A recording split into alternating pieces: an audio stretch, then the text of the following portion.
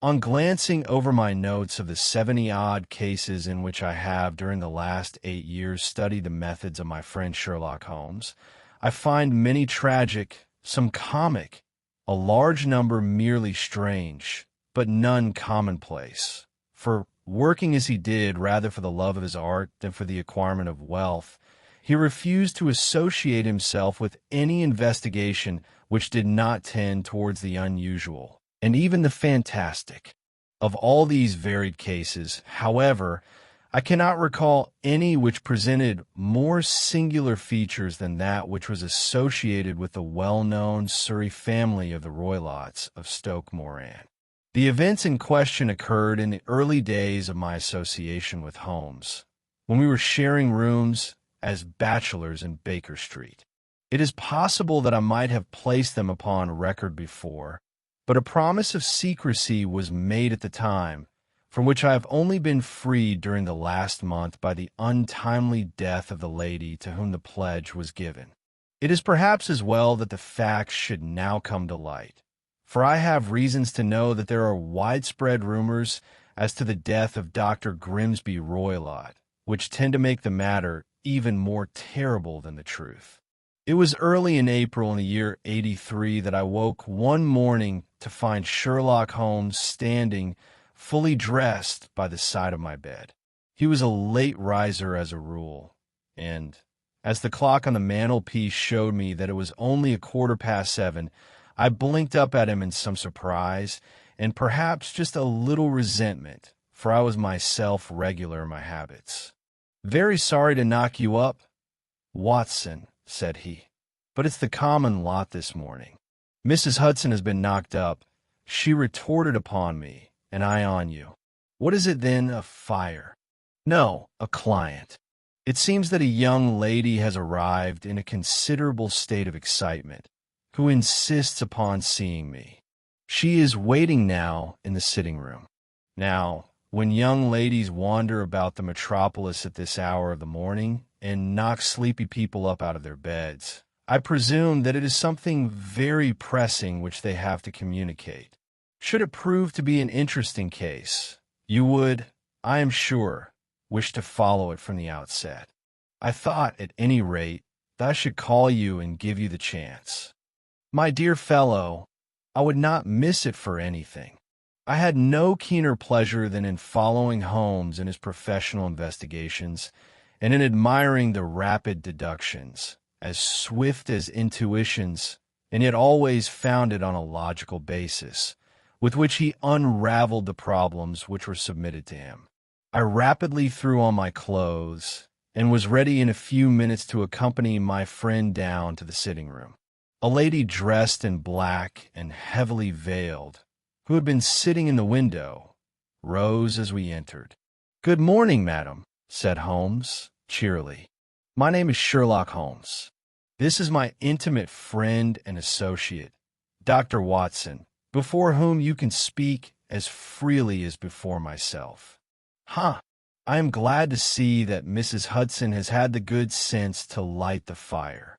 Pray draw up to it, and I shall order you a cup of hot coffee, for I observe that you are shivering."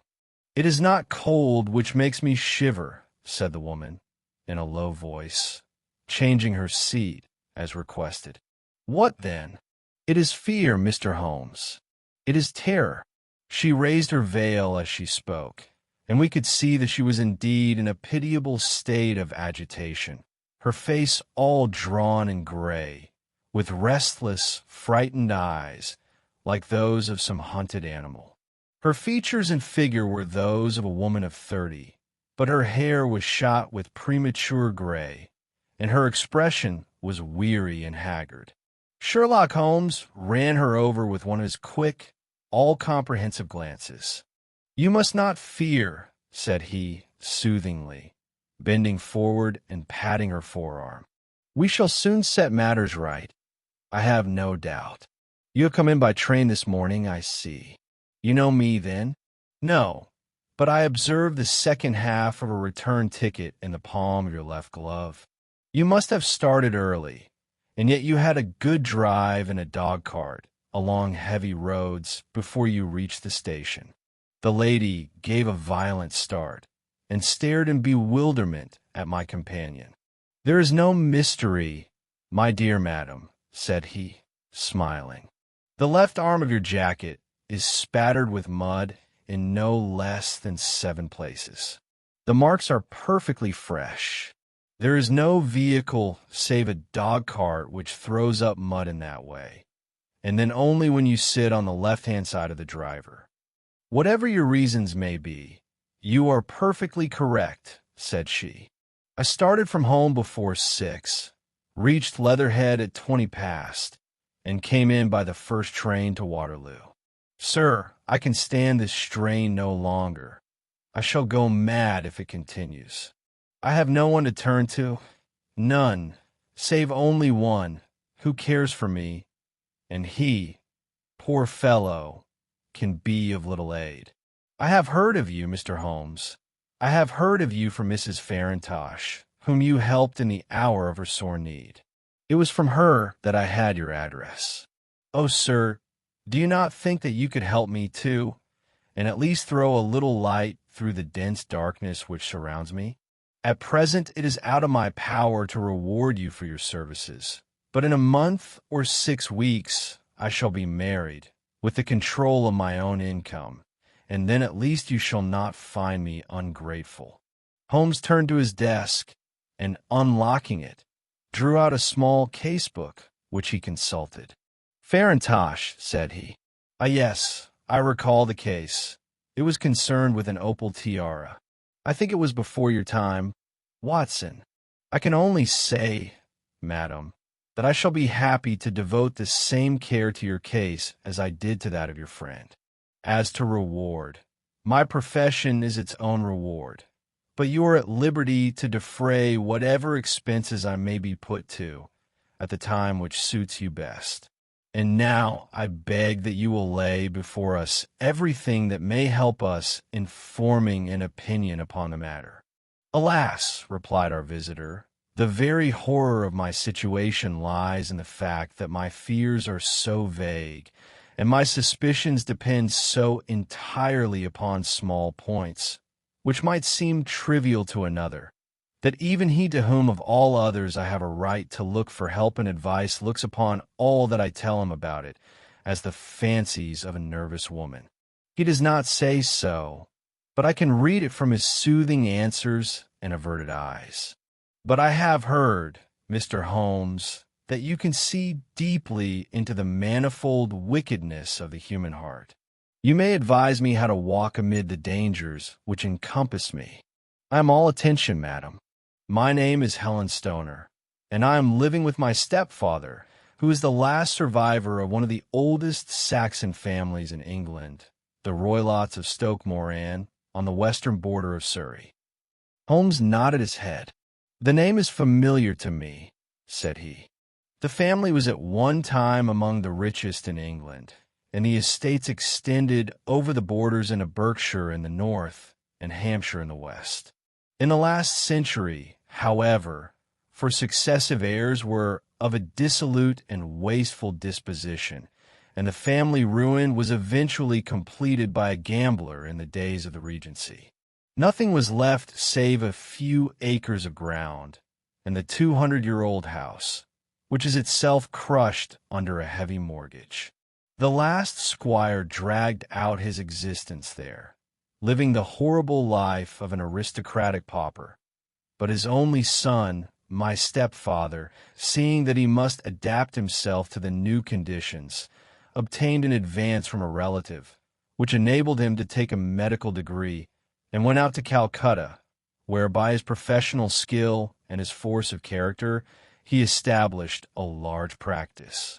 In a fit of anger, however, caused by some robberies which had been perpetrated in the house, he beat his native butler to death, and narrowly escaped a capital sentence. As it was, he suffered a long term of imprisonment, and afterwards returned to England a morose and disappointed man.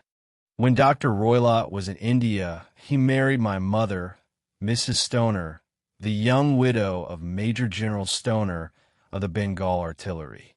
My sister Julia and I were twins, and we were only 2 years old at the time of my mother's remarriage. She had a considerable sum of money, not less than 1 to 0 a year, and this she bequeathed to Dr. Roylott entirely while we resided with him, with a provision that a certain annual sum should be allowed to each of us in the event of our marriage. Shortly after our return to England, my mother died. She was killed 8 years ago in a railway accident near Crewe. Dr. Roylott then abandoned his attempts to establish himself in practice in London and took us to live with him in the old ancestral house at Stoke Moran. The money which my mother had left was enough for all our wants, and there seemed to be no obstacle to our happiness. But a terrible change came over our stepfather about this time. Instead of making friends and exchanging visits with our neighbors, who had at first been overjoyed to see a Roylott of Stoke Moran back in the old family seat, he shut himself up at his house, and seldom came out save to indulge in ferocious quarrels with whoever might cross his path. Violence of temper approaching to mania has been hereditary in the men of the family, and in my stepfather's case it had, I believe, been intensified by his long residence in the tropics. A series of disgraceful brawls took place, 2 of which ended in the police court, until at last he became the terror of the village, and the folks would fly at his approach, for he is a man of immense strength and absolutely uncontrollable in his anger. Last week he hurled the local blacksmith over a parapet into a stream, and it was only by paying over all the money which I could gather together that I was able to avert another public exposure. He had no friends at all save the wandering gypsies, and he would give these vagabonds leave to encamp upon the few acres of bramble-covered land which represent the family estate, and would accept in return the hospitality of their tents, wandering away with them sometimes for weeks on end. He has a passion also for Indian animals, which are sent over to him by a correspondent, and he has at this moment a cheetah and a baboon, which wander freely over his grounds, and are feared by the villagers almost as much as their master. You can imagine from what I say that my poor sister Julia and I had no great pleasure in our lives. No servant would stay with us, and for a long time we did all the work of the house. She was but 30 at the time of her death, and yet her hair had already begun to whiten, even as mine has. Your sister is dead, then? She died just 2 years ago, and it is of her death that I wish to speak to you. You can understand that, living the life which I have described, we were little likely to see anyone of our own age and position. We had, however, an aunt, my mother's maiden sister, Miss Honoria Westphale, who lives near Harrow, and we were occasionally allowed to pay short visits at this lady's house. Julia went there at Christmas 2 years ago, and met there a half-pay major of Marines, to whom she became engaged. My stepfather learned of the engagement when my sister returned, and offered no objection to the marriage. But within a fortnight of the day, which had been fixed for the wedding, the terrible event occurred which has deprived me of my only companion. Sherlock Holmes had been leaning back in his chair with his eyes closed and his head sunk in a cushion, but he half opened his lids now and glanced across at his visitor. "Pray be precise as to details," said he. "It is easy for me to be so, for every event of that dreadful time is seared into my memory. The manor house is, as I have already said, very old, and only one wing is now inhabited. The bedrooms in this wing are on the ground floor, the sitting rooms being in the central block of the buildings. Of these bedrooms, the first is Dr. Roylott's, the second my sister's, and the third my own. There is no communication between them, but they all open out into the same corridor. Do I make myself plain? Perfectly so. The windows of the 3 rooms open out upon the lawn. That fatal night, Dr. Roylott had gone to his room early, though we knew that he had not retired to rest, for my sister was troubled by the smell of the strong Indian cigars which it was his custom to smoke. She left her room, therefore, and came into mine, where she sat for some time, chatting about her approaching wedding. At 11 o'clock, she rose to leave me, but she paused at the door and looked back. "Tell me, Helen," said she, "have you ever heard any one whistle in the dead of the night?" "Never," said I. "I suppose that you could not possibly whistle yourself in your sleep?" "Certainly not." "But why?" "Because during the last few nights, I have always, about 3 in the morning, heard a low, clear whistle. I am a light sleeper, and it has awakened me. I cannot tell where it came from, perhaps from the next room, perhaps from the lawn. I thought that I would just ask you whether you had heard it." "No, I have not. It must be those wretched gypsies in the plantation." "Very likely. And yet if it were on the lawn, I wonder that you did not hear it also." "Ah, but I sleep more heavily than you." "Well, it is of no great consequence, at any rate." She smiled back at me, closed my door, and a few moments later I heard her key turn in the lock. "Indeed," said Holmes. "Was it your custom always to lock yourselves in at night?" "Always." "And why?" "I think that I mentioned to you that the doctor kept a cheetah and a baboon. We had no feeling of security unless our doors were locked." "Quite so. Pray proceed with your statement." "I could not sleep that night. A vague feeling of impending misfortune impressed me. My sister and I, you will recollect, were twins, and you know how subtle are the links which bind two souls which are so closely allied. It was a wild night. The wind was howling outside, and the rain was beating and splashing against the windows. Suddenly, amid all the hubbub of the gale, there burst forth the wild scream of a terrified woman. I knew that it was my sister's voice. I sprang from my bed, wrapped a shawl round me, and rushed into the corridor. As I opened my door, I seemed to hear a low whistle, such as my sister described, and a few moments later a clanging sound, as if a mass of metal had fallen. As I ran down the passage, my sister's door was unlocked and revolved slowly upon its hinges. I stared at it horror-stricken, not knowing what was about to issue from it. By the light of the corridor lamp, I saw my sister appear at the opening, her face blanched with terror, her hands groping for help, her whole figure swaying to and fro like that of a drunkard. I ran to her and threw my arms round her, but at that moment her knees seemed to give way, and she fell to the ground.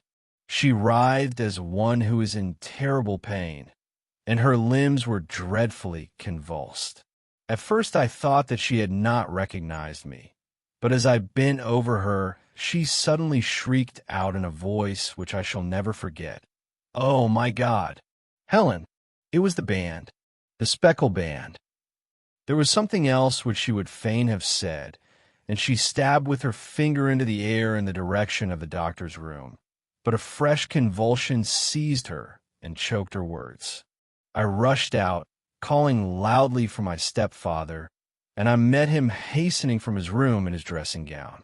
When he reached my sister's side, she was unconscious, and though he poured brandy down her throat and sent for medical aid from the village, all efforts were in vain, for she slowly sank and died without having recovered her consciousness. Such was the dreadful end of my beloved sister. "One moment," said Holmes. "Are you sure about this whistle and metallic sound? Could you swear to it?" "That was what the county coroner asked me at the inquiry. It is my strong impression that I heard it, and yet, among the crash of the gale and the creaking of an old house, I may possibly have been deceived." "Was your sister dressed?" "No, she was in her night-dress. In her right hand was found the charred stump of a match, and in her left a matchbox. showing that she had struck a light and looked about her when the alarm took place. That is important. And what conclusions did the coroner come to? He investigated the case with great care, for Dr. Roylett's conduct had long been notorious in the county, but he was unable to find any satisfactory cause of death. My evidence showed that the door had been fastened upon the inner side, and the windows were blocked by old-fashioned shutters with broad iron bars, which were secured every night. The walls were carefully sounded and were shown to be quite solid all round, and the flooring was also thoroughly examined, with the same result. The chimney is wide, but is barred up by 4 large staples. It is certain, therefore, that my sister was quite alone when she met her end. Besides, there were no marks of any violence upon her. How about poison? The doctors examined her for it, but without success. What do you think that this unfortunate lady died of, then? It is my belief that she died of pure fear and nervous shock, though what it was that frightened her I cannot imagine. Were there gypsies in the plantation at the time? Yes, there are nearly always some there. Ah, and what did you gather from this allusion to a band, a speckled band? Sometimes I have thought that it was merely the wild talk of delirium, sometimes that it may have referred to some band of people, perhaps to these very gypsies in the plantation. I do not know whether the spotted handkerchiefs, which so many of them wear over their heads, might have suggested the strange adjective which she used. Holmes shook his head like a man who is far from being satisfied. "These are very deep waters," said he.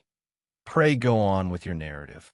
2 years have passed since then, and my life has been until lately lonelier than ever. A month ago, however, a dear friend, whom I have known for many years, has done me the honor to ask my hand in marriage. His name is Armitage, Percy Armitage, the second son of Mr. Armitage, of Crane Water, near Reading. My stepfather has offered no opposition to the match, and we are to be married in the course of the spring.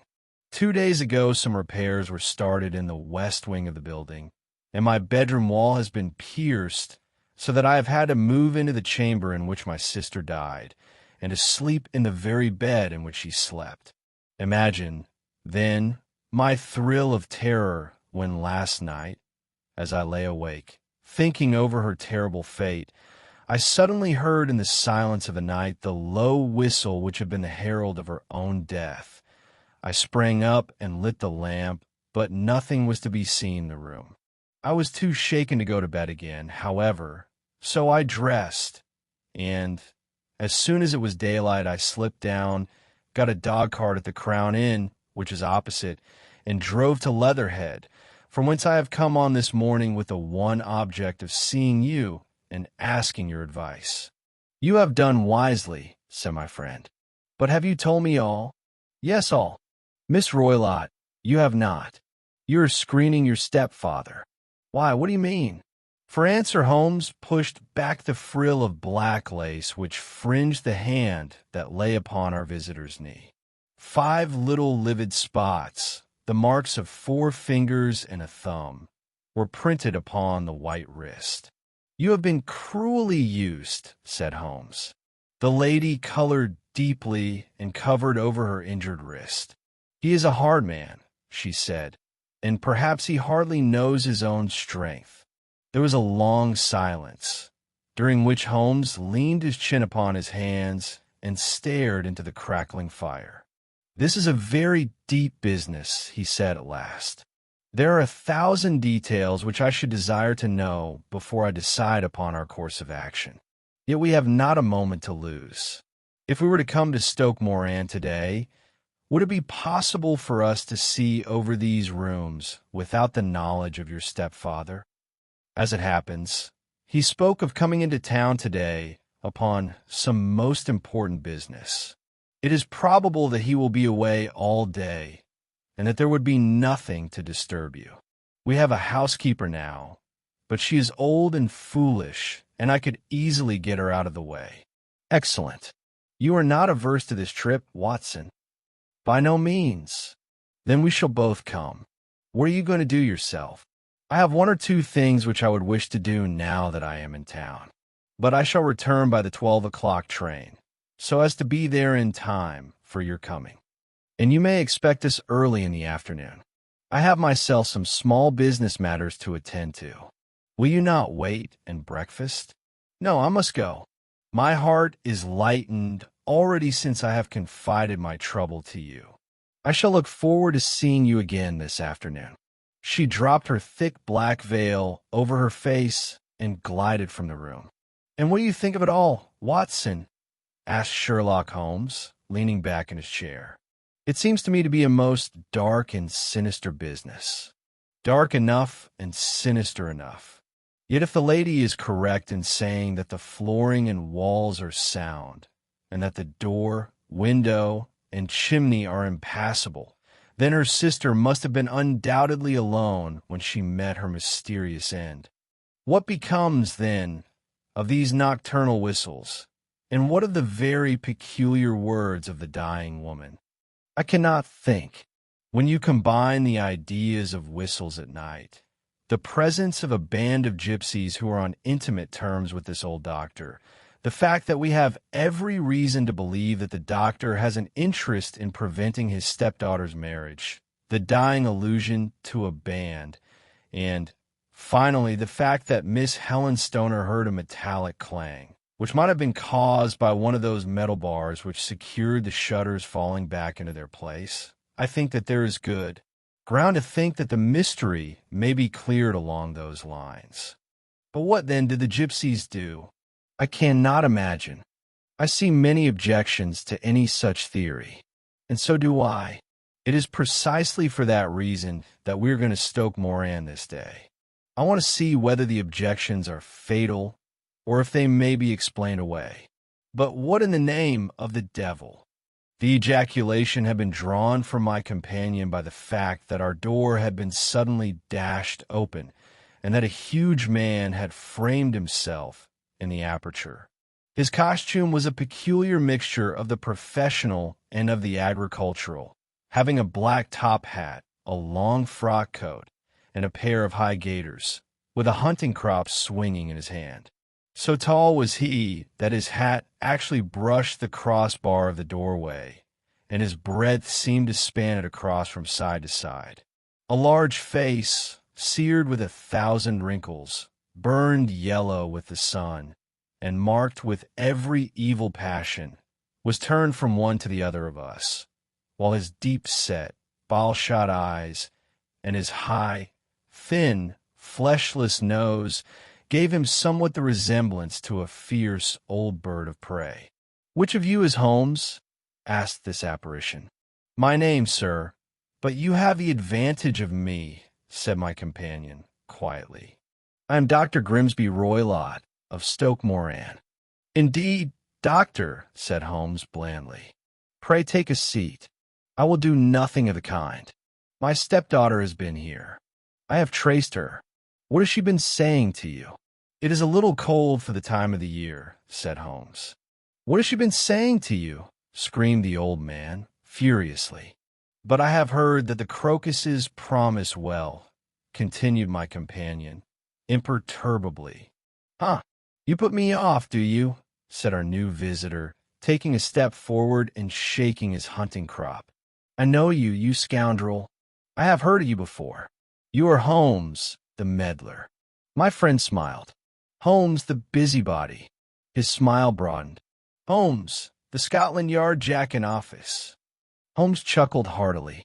"Your conversation is most entertaining," said he, "when you go out close the door, for there is a decided draught. I will go when I have said my say. Don't you dare to meddle with my affairs. I know that Miss Stoner has been here. I traced her. I am a dangerous man to fall foul of. See here." He stepped swiftly forward, seized the poker, and bent it into a curve with his huge brown hands. "See that you keep yourself out of my grip," he snarled. and hurling the twisted poker into the fireplace, he strode out of the room. "He seems a very amiable person," said Holmes, laughing. "I'm not quite so bulky, but if he had remained, I might have shown him that my grip was not much more feeble than his own." As he spoke, he picked up the steel poker and with a sudden effort straightened it out again. Fancy his having the insolence to confound me with the official detective force. This incident gives zest to our investigation, however, and I only trust that our little friend will not suffer from her imprudence in allowing this brute to trace her. And now, Watson, we shall order breakfast, and afterwards I shall walk down to Doctor's Commons, where I hope to get some data which may help us in this matter. It was nearly 1 o'clock when Sherlock Holmes returned from his excursion. He held in his hand a sheet of blue paper scrawled over with notes and figures. "I have seen the will of the deceased wife," said he. "To determine its exact meaning, I have been obliged to work out the present prices of the investments with which it is concerned. The total income, which at the time of the wife's death was little short of 1100, is now, through the fall in agricultural prices, not more than 750. Each daughter can claim an income of 250 in case of marriage. It is evident, therefore, that if both girls had married, this beauty would have had a mere pittance, while even one of them would cripple him to a very serious extent. My morning's work has not been wasted, since it has proved that he has the very strongest motives for standing in the way of anything of the sort. And now, Watson, this is too serious for dawdling, especially as the old man is aware that we are interesting ourselves in his affairs. So if you are ready, we shall call a cab and drive to Waterloo. I should be very much obliged if you would slip your revolver into your pocket. And Ely's number 2 is an excellent argument with gentlemen who can twist steel pokers into knots. That and a toothbrush are, I think, all that we need. At Waterloo, we were fortunate in catching a train for Leatherhead, where we hired a trap at the station inn and drove for 4 or 5 miles through the lovely Surrey lanes. It was a perfect day, with a bright sun and a few fleecy clouds in the heavens. The trees and wayside hedges were just throwing out their first green shoots, and the air was full of the pleasant smell of the moist earth. To me, at least, there was a strange contrast between the sweet promise of the spring and this sinister quest upon which we were engaged. My companion sat in the front of the trap, his arms folded, his hat pulled down over his eyes, and his chin sunk upon his breast, buried in the deepest thought. Suddenly, however, he started, tapped me on the shoulder, and pointed over the meadows. "Look there," said he. A heavily timbered park stretched up in a gentle slope, thickening into a grove at the highest point.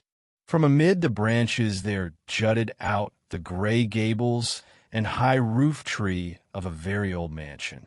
"Stoke Moran," said he. "Yes, sir, that be the house of Dr. Grimsby Roylott," remarked the driver. "There is some building going on there," said Holmes. "That is where we are going." "There's the village," said the driver, pointing to a cluster of roofs some distance to the left. "But if you want to get to the house, you'll find it shorter to get over this stile, and so by the footpath over the fields. There it is where the lady is walking." "And the lady, I fancy, is Miss Stoner," observed Holmes, shading his eyes. "Yes, I think we had better do as you suggest." We got off, paid our fare, and the trap rattled back on its way to Leatherhead. "I thought it as well," said Holmes, as we climbed the stile, "that this fellow should think we had come here as architects or on some definite business. It may stop as gossip. Good afternoon, Miss Stoner. You see that we have been as good as our word." Our client of the morning had hurried forward to meet us with a face which spoke her joy. "I've been waiting so eagerly for you," she cried, shaking hands with us warmly. "All has turned out splendidly." Dr. Roylott has gone to town, and it is unlikely that he will be back before evening. We have had the pleasure of making the doctor's acquaintance, said Holmes, and in a few words he sketched out what had occurred. Miss Stoner turned white to the lips as she listened. Good heavens, she cried. He has followed me, then. So it appears. He is so cunning that I never know when I am safe from him. What will he say when he returns?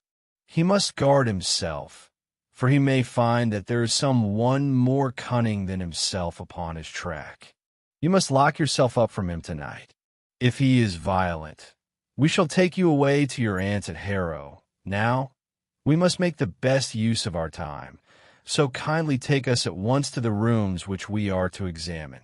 The building was of gray, lichen-blotched stone, with a high central portion and two curving wings, like the claws of a crab, thrown out on each side. In one of these wings the windows were broken and blocked with wooden boards, while the roof was partly caved in, a picture of ruin. The central portion was in little better repair, but the right-hand block was comparatively modern, and the blinds in the windows, with the blue smoke curling up from the chimneys, showed that this was where the family resided. Some scaffolding had been erected against the end wall, and the stonework had been broken into, but there were no signs of any workmen at the moment of our visit. Holmes walked slowly up and down the ill-trimmed lawn, and examined with deep attention the outsides of the windows. This, I take it, belongs to the room in which you used to sleep, the center one to your sister's, and the one next to the main building to Dr. Roylott's chamber? Exactly so, but I am now sleeping in the middle one, pending the alterations as I understand. By the way, there does not seem to be any very pressing need for repairs at that end wall. There were none. I believe that it was an excuse to move me from my room. That is suggestive. Now, on the other side of this narrow wing runs the corridor from which these three rooms open. There are windows in it, of course. Yes, but very small ones. Too narrow for anyone to pass through. As you both locked your doors at night, your rooms were unapproachable from that side. Now, would you have the kindness to go into your room and bar your shutters? Miss Stoner did so, and Holmes, after a careful examination through the open window, endeavored in every way to force the shutter open, but without success. There was no slit through which a knife could be passed to raise the bar. Then with his lens he tested the hinges, but they were of solid iron, built firmly into the massive masonry. Said he, scratching his chin in some perplexity. My theory certainly presents some difficulties. No one could pass these shutters if they were bolted. Well, we shall see if the inside throws any light upon the matter. A small side door led into the whitewashed corridor from which the three bedrooms opened. Holmes refused to examine the third chamber, so he passed at once to the second, that in which Miss Stoner was now sleeping, and in which her sister had met with her fate. It was a homely little room, with a low ceiling and a gaping fireplace, after the fashion of old country houses. A brown chest of drawers stood in one corner, a narrow white counterpaned bed in another, and a dressing table on the left-hand side of the window. These articles, with two small wickerwork chairs, made up all the furniture in the room, save for a square of Wilton carpet in the center. The boards round, and the paneling of the walls were of brown, worm-eaten oak, so old and discolored that it may have dated from the original building of the house. Holmes drew one of the chairs into a corner and sat silent, while his eyes traveled round and up and down, taking in every detail of the apartment. "Where does that bell communicate with?" he asked at last, pointing to a thick bell rope which hung down beside the bed, the tassel actually lying upon the pillow. "It goes to the housekeeper's room. It looks newer than the other things." "Yes, it was only put there a couple of years ago." Your sister asked for it, I suppose? No, I never heard of her using it. We used always to get what we wanted for ourselves. Indeed, it seemed unnecessary to put so nice a bell pull there. You will excuse me for a few minutes while I satisfy myself as to this floor. He threw himself down upon his face with his lens in his hand, and crawled swiftly backward and forward, examining minutely the cracks between the boards. Then he did the same with the woodwork with which the chamber was paneled. Finally he walked over to the bed, and spent some time in staring at it, and in running his eye up and down the wall. Finally he took the bell rope in his hand, and gave it a brisk tug. "Why, it's a dummy," said he. "Won't it ring?" "No, it is not even attached to a wire. This is very interesting. You can see now that it is fastened to a hook just above where the little opening for the ventilator is. How very absurd. I never noticed that before." "Very strange," muttered Holmes, pulling at the rope. "There are one or two very singular points about this room. For example, what a fool a builder must be to open a ventilator into another room, when, with the same trouble, he might have communicated with the outside air." "That is also quite modern," said the lady. "Done about the same time as the bell rope," remarked Holmes. "Yes, there were several little changes carried out about that time. They seem to have been of a most interesting character, dummy bell ropes, and ventilators which do not ventilate. With your permission, Miss Stoner, we shall now carry our researches into the inner apartment." Dr. Grimsby Roylett's chamber was larger than that of his stepdaughter, but was as plainly furnished. A camp bed, a small wooden shelf full of books, mostly of a technical character, an armchair beside the bed, a plain wooden chair against the wall, a round table, and a large iron safe were the principal things which met the eye. Holmes walked slowly round and examined each and all of them with the keenest interest. "What's in here?" he asked, tapping the safe.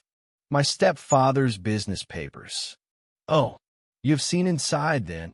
"Only once, some years ago. I remember that it was full of papers. There isn't a cat in it, for example." "No. What a strange idea. Well, look at this." He took up a small saucer of milk which stood on the top of it. "No, we don't keep a cat. But there is a cheetah and a baboon." "Ah, yes, of course." "Well, a cheetah is just a big cat, and yet a saucer of milk does not go very far in satisfying its wants, I dare say. There is one point which I should wish to determine." He squatted down in front of the wooden chair and examined the seat of it with the greatest attention. "Thank you. That is quite settled," said he, rising and putting his lens in his pocket. "Hello, here is something interesting." The object which had caught his eye was a small dog lash hung on one corner of the bed. The lash, however, was curled upon itself and tied so as to make a loop of whipcord. "What do you make of that, Watson?" "It's a common enough lash, but I don't know why it should be tied." "That is not quite so common, is it? Me, it's a wicked world, and when a clever man turns his brains to crime, it is the worst of all. I think that I have seen enough now, Miss Stoner, and with your permission we shall walk out upon the lawn." I had never seen my friend's face so grim or his brow so dark as it was when we turned from the scene of this investigation. We had walked several times up and down the lawn, neither Miss Stoner nor myself liking to break in upon his thoughts before he roused himself from his reverie. "It is very essential, Miss Stoner," said he, "that you should absolutely follow my advice in every respect." "I shall most certainly do so. The matter is too serious for any hesitation. Your life may depend upon your compliance. I assure you that I am in your hands. In the first place, both my friend and I must spend the night in your room." Both Miss Stoner and I gazed at him in astonishment. "Yes, it must be so. Let me explain. I believe that that is the village inn over there. Yes, that is the Crown. Very good. Your windows would be visible from there? Certainly. You must confine yourself to your room on pretense of a headache when your stepfather comes back. Then when you hear him retire for the night, you must open the shutters of your window, undo the hasp, put your lamp there as a signal to us, and then withdraw quietly with everything which you are likely to want into the room which you used to occupy. I have no doubt that, in spite of the repairs, you could manage there for one night. Oh yes, easily. The rest you will leave in our hands. But what will you do? We shall spend the night in your room, and we shall investigate the cause of this noise which has disturbed you. I believe, Mr. Holmes, that you have already made up your mind, said Miss Stoner, laying her hand upon my companion's sleeve. Perhaps I have. Then for pity's sake tell me what was the cause of my sister's death. I should prefer to have clearer proofs before I speak. You can at least tell me whether my own thought is correct, and if she died from some sudden fright. No, I do not think so. I think that there was probably some more tangible cause.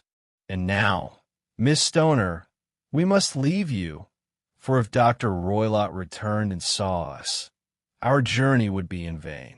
Goodbye, and be brave, for if you will do what I have told you, you may rest assured that we shall soon drive away the dangers that threaten you. Sherlock Holmes and I had no difficulty in engaging a bedroom and sitting room at the Crown Inn. They were on the upper floor, and from our window we could command a view of the avenue gate and of the inhabited wing of Stoke Moran Manor House. At dusk we saw Dr. Grimsby Roylott drive past, his huge form looming up beside the little figure of the lad who drove him. The boy had some slight difficulty in undoing the heavy iron gates, and we heard the hoarse roar of the doctor's voice and saw the fury with which he shook his clenched fists at him. The trap drove on, and a few minutes later we saw a sudden light spring up among the trees as the lamp was lit in one of the sitting rooms. "Do you know, Watson," said Holmes, as we sat together in the gathering darkness, "I have really some scruples as to taking you tonight. There is a distinct element of danger. Can I be of assistance? Your presence might be invaluable. Then I shall certainly come. It is very kind of you. You speak of danger. You have evidently seen more in these rooms than was visible to me." "No, but I fancy that I may have deduced a little more. I imagine that you saw all that I did." "I saw nothing remarkable save the bell rope, and what purpose that could answer, I confess, is more than I can imagine." "You saw the ventilator, too?" "Yes, but I do not think that it is such a very unusual thing to have a small opening between two rooms. It was so small that a rat could hardly pass through. I knew that we should find a ventilator before ever we came to Stoke Moran." "My dear Holmes." "Oh, yes, I did. You remember in her statement, she said that her sister could smell Dr. Roylott's cigar. Now, of course, that suggested at once that there must be a communication between the two rooms. It could only be a small one, or it would have been remarked upon at the coroner's inquiry. I deduced a ventilator. But what harm can there be in that? Well, there's at least a curious coincidence of dates. A ventilator is made, a cord is hung, and a lady who sleeps in the bed dies. Does not that strike you? I cannot as yet see any connection. Did you observe anything very peculiar about that bed?" "No. It was clamped to the floor. Did you ever see a bed fastened like that before?" "I cannot say that I have. The lady could not move her bed. It must always be in the same relative position to the ventilator and to the rope, for so we may call it, since it was clearly never meant for a bell pull." "Holmes," I cried, "I seem to see dimly what you are hinting at.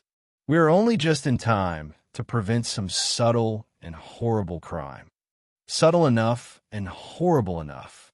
When a doctor does go wrong, he is the first of criminals. He has nerve, and he has knowledge. Palmer and Pritchard were among the heads of their profession. This man strikes even deeper, but I think, Watson, that we shall be able to strike deeper still. But we shall have horrors enough before the night is over. For goodness sake, let us have a quiet pipe, and turn our minds for a few hours to something more cheerful. About 9 o'clock the light among the trees was extinguished, and all was dark in the direction of the manor house. 2 hours passed slowly away, and then, suddenly, just at the stroke of 11, a single bright light shone out right in front of us. "That is our signal," said Holmes, springing to his feet. "It comes from a middle window." As we passed out, he exchanged a few words with the landlord, explaining that we were going on a late visit to an acquaintance, and that it was possible that we might spend the night there. A moment later we were out on the dark road, a chill wind blowing in our faces, and one yellow light twinkling in front of us through the gloom to guide us on our somber errand. There was little difficulty in entering the grounds, for unrepaired breaches gaped in the old park wall. Making our way among the trees, we reached the lawn, crossed it, and were about to enter through the window, when out from a clump of laurel bushes there darted what seemed to be a hideous and distorted child, who threw itself upon the grass with writhing limbs, and then ran swiftly across the lawn into the darkness. "My God!" I whispered. "Did you see it?" Holmes was for the moment as startled as I. His hand closed like a vice upon my wrist in his agitation. Then he broke into a low laugh and put his lips to my ear. "It is a nice household," he murmured. "That is the baboon."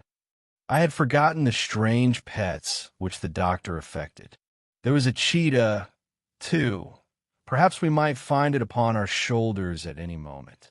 I confess that I felt easier in my mind when, after following Holmes's example and slipping off my shoes, I found myself inside the bedroom. My companion noiselessly closed the shutters, moved the lamp onto the table, and cast his eyes round the room. All was as we had seen it in the daytime. Then, creeping up to me and making a trumpet of his hand, he whispered into my ear again so gently that it was all that I could do to distinguish the words. The least sound would be fatal to our plans. I nodded to show that I had heard. We must sit without light. He would see it through the ventilator. I nodded again. "Do not go asleep. Your very life may depend upon it.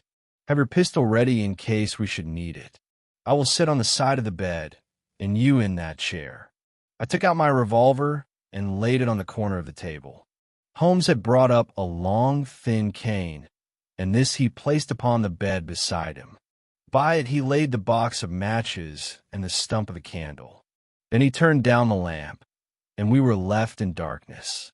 How shall I ever forget that dreadful vigil? I could not hear a sound, not even the drawing of a breath, and yet I knew that my companion sat open-eyed, within a few feet of me, in the same state of nervous tension in which I was myself. The shutters cut off the least ray of light, and we waited in absolute darkness. From outside came the occasional cry of a night bird, and once at our very window a long-drawn, cat-like whine, which told us that the cheetah was indeed at liberty. Far away we could hear the deep tones of the parish clock, which boomed out every quarter of an hour. How long they seemed, those quarters! 12 struck, and 1 and 2 and 3, and still we sat waiting silently for whatever might befall. Suddenly, there was the momentary gleam of a light up in the direction of the ventilator, which vanished immediately, but was succeeded by a strong smell of burning oil and heated metal. Someone in the next room had lit a dark lantern. I heard a gentle sound of movement, and then all was silent once more, though the smell grew stronger. For half an hour I sat with straining ears. Then suddenly another sound became audible, a very gentle, soothing sound, like that of a small jet of steam escaping continually from a kettle. The instant that we heard it, Holmes sprang from the bed, struck a match, and lashed furiously with his cane at the bell pull. "You see it, Watson," he yelled. "You see it." But I saw nothing. At the moment when Holmes struck the light, I heard a low, clear whistle, but the sudden glare flashing into my weary eyes made it impossible for me to tell what it was at which my friend lashed so savagely. I could, however, see that his face was deadly pale and filled with horror and loathing. He had ceased to strike and was gazing up at the ventilator, when suddenly there broke from the silence of the night the most horrible cry to which I have ever listened. It swelled up louder and louder, a hoarse yell of pain and fear and anger all mingled in the one dreadful shriek. They say that away down in the village, and even in the distant parsonage, that cry raised the sleepers from their beds. It struck cold to our hearts, and I stood gazing at Holmes, and he at me, until the last echoes of it had died away into the silence from which it rose. "What can it mean?" I gasped. "It means that it is all over," Holmes answered. "And perhaps, after all, it is for the best. Take your pistol, and we will enter Dr. Roylett's room." With a grave face he lit the lamp and led the way down the corridor. Twice he struck at the chamber door without any reply from within. Then he turned the handle and entered, I at his heels, with the cocked pistol in my hand. It was a singular sight which met our eyes. On the table stood a dark lantern with the shutter half open, throwing a brilliant beam of light upon the iron safe, the door of which was ajar. Beside this table, on the wooden chair, sat Dr. Grimsby Roylott, clad in a long gray dressing gown, his bare ankles protruding beneath, and his feet thrust into red heelless Turkish slippers. Across his lap lay the short stock with the long lash which we had noticed during the day. His chin was cocked upward, and his eyes were fixed in a dreadful, rigid stare at the corner of the ceiling. Round his brow he had a peculiar yellow band, with brownish speckles, which seemed to be bound tightly round his head. As we entered, he made neither sound nor motion. "The band, the speckled band," whispered Holmes. I took a step forward. In an instant his strange headgear began to move, and there reared itself from among his hair the squat, diamond-shaped head and puffed neck of a loathsome serpent. "It is a swamp adder," cried Holmes, "the deadliest snake in India. He has died within 10 seconds of being bitten." Violence does, in truth, recoil upon the violent, and the schemer falls into the pit which he digs for another. Let us thrust this creature back into its den, and we can then remove Miss Stoner to some place of shelter, and let the county police know what has happened. As he spoke, he drew the dog whip swiftly from the dead man's lap, and throwing the noose round the reptile's neck, he drew it from its horrid perch, and carrying it at arm's length, threw it into the iron safe, which he closed upon it. Such are the true facts of the death of Dr. Grimsby Roylott, of Stoke Moran. It is not necessary that I should prolong a narrative which has already run to too great a length, by telling how we broke the sad news to the terrified girl, how we conveyed her by the morning train to the care of her good Aunt Harrow, of how the slow process of official inquiry came to the conclusion that the doctor met his fate while indiscreetly playing with a dangerous pet. The little which I had yet to learn of the case was told me by Sherlock Holmes as we traveled back next day.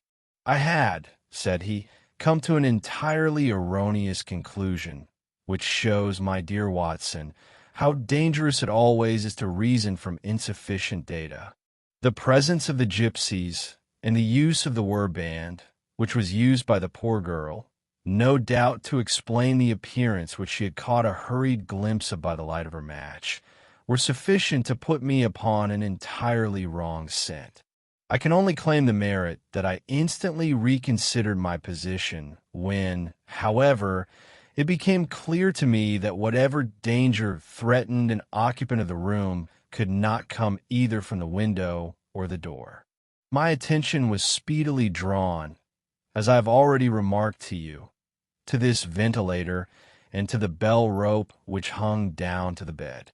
The discovery that this was a dummy, and that the bed was clamped to the floor, instantly gave rise to the suspicion that the rope was there as bridge for something passing through the hole and coming to the bed. The idea of a snake instantly occurred to me, and when I coupled it with my knowledge that the doctor was furnished with a supply of creatures from India, I felt that I was probably on the right track. The idea of using a form of poison which could not possibly be discovered by any chemical test was just such a one as would occur to a clever and ruthless man who had had an Easter training. The rapidity with which such a poison would take effect would also, from his point of view, be an advantage. It would be a sharp-eyed coroner, indeed, who could distinguish the two little dark punctures which would show where the poison fangs had done their work. Then I thought of the whistle. Of course, he must recall the snake before the morning light revealed it to the victim. He had trained it, probably by the use of the milk which we saw, to return to him when summoned. He would put it through this ventilator at the hour that he thought best, with the certainty that it would crawl down the rope and land on the bed. It might or might not bite the occupant. Perhaps she might escape every night for a week, but sooner or later she must fall a victim. I had come to these conclusions before ever I had entered his room. An inspection of his chair showed me that he had been in the habit of standing on it, which of course would be necessary in order that he should reach the ventilator.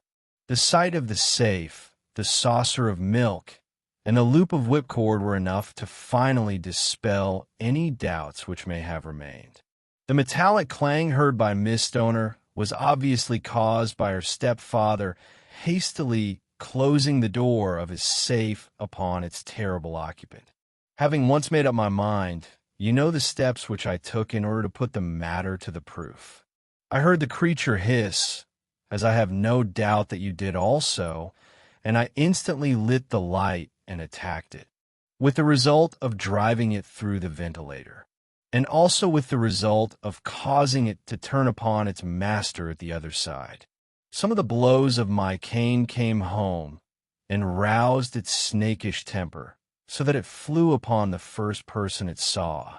In this way, I am no doubt indirectly responsible for Dr. Grimsby Roylett's death, and I cannot say that it is likely to weigh very heavily upon my conscience.